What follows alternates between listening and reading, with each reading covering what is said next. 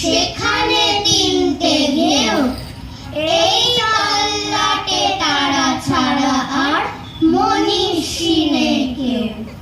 Harare চিৎকার শুনে সবাই পগার পার, কেবল একটা হাওয়া ছেলে নাম ভুলে গেছে তার। তার দু চোখের দৃষ্টি কেমন স্বপ্নের মতো নীল, আমির খানের মুখের সঙ্গে একটু রয়েছে মিল। সবাই ধরলো, মারলো, বললো বল জয় সিয়ারাম। ছেলেটা বলল রবীন্দ্রনাথ, নজরুল ইসলাম।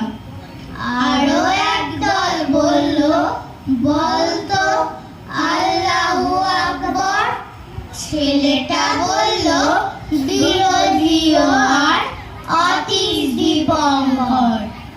সবাই ধরলো, মারলো, বলল কোনখানে তোর ঘর?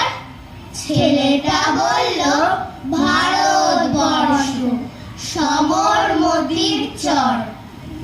নমস্কার।